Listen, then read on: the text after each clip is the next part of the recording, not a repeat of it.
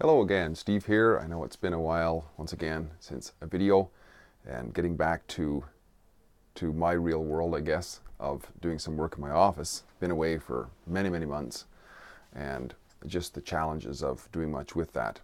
Poor excuse, I know, but hopefully I'll be able to do this more regularly. What I wanted to talk about today was the importance of admiration.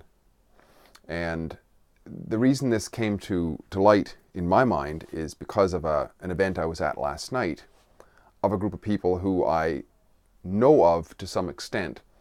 These are people, they call themselves Toastmasters. They belong to an organization called Toastmasters. And not that every Toastmasters event is great.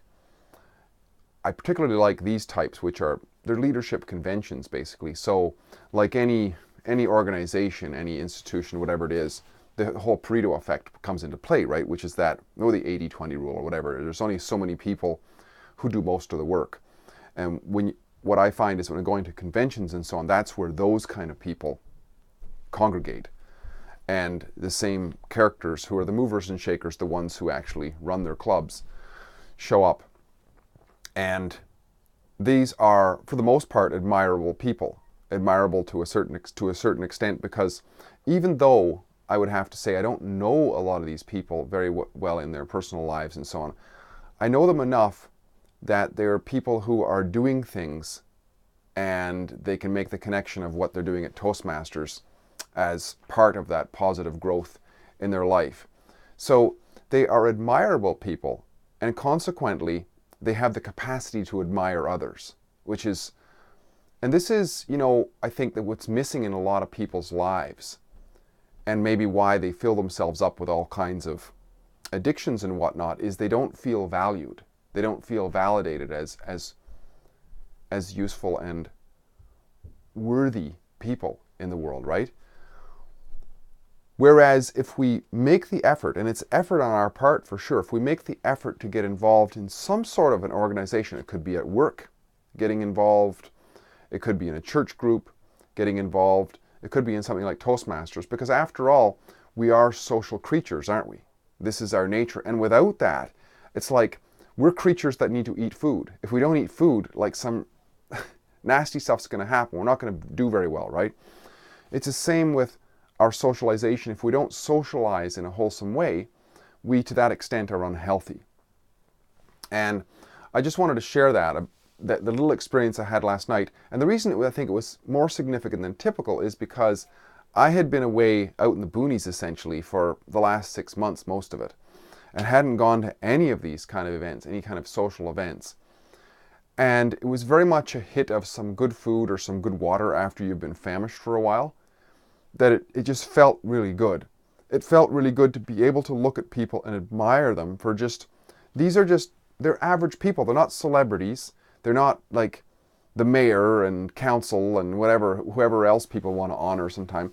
They're everyday business people, professional people, mothers, fathers, whatever, who are just trying to improve themselves.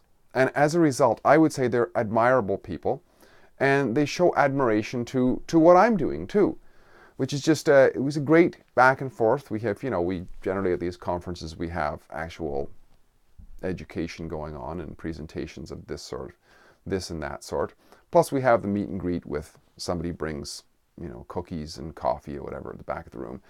And it's just a great opportunity to catch up with people again. And it's not really like in comparison to other events that I've gone to where everybody's hugging each other and, oh, we love each other so much. It's not that. It's an admiration. It's kind of a distant admiration of, good on you for taking this on. And I've seen lots of examples of people who want to do something. They're in this organization to gain strength. It's like you go to the gym to get strong for whatever reason, right? And then you take that and use it somewhere else. This example of this lady who, her dream was to be a psychologist, and she is that now, and it's partly as a result of setting goals and gaining that network of admirable people to sort of buoy you along rather than drinking buddies. You know what I mean? It's and in this case there was probably some of that going on. I don't know, but it's I just wanted to share that as something that I found, and if it's any help, and you're in a situation where you feel like it's kind of an emptiness in life, that life doesn't have what it could, and it looks like other people are happy and they've got things going on and so on, I realize that yes, many of us have been traumatized, and it's very difficult to step out into those situations and actually enjoy it.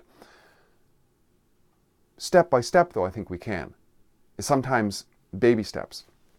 Here's a little story I remember too, as actually my guitar that I rarely play, mind you, but I bought it from a guy who was an alcoholic previously. He still claimed to be an alcoholic. He'd gone through some sort of procedure. A lot of times people who are alcoholics, even though they haven't had a drink in 30 years, whatever, they still say, I'm an alcoholic. I don't really get that part. But anyway, one of his therapies out of that was that he joined a church group. Once again, I don't even know what church group it was, or I don't even know, if that had anything intrinsic to do with it. But they invited him into the choir, and he had just started to learn guitar or whatever, and they had these weekly practices. And he said that's where he got the most out of it in terms of value and distracting him away from his lonesomeness and so on, where he would go and drink. He began to play guitar with these group of people. It was a very wholesome group. They were very admirable people. And weekly he would go out several times a week and he'd play guitar. So he not only put himself into a group of people, a very wholesome way, that was a positive in his life, he also learned a skill.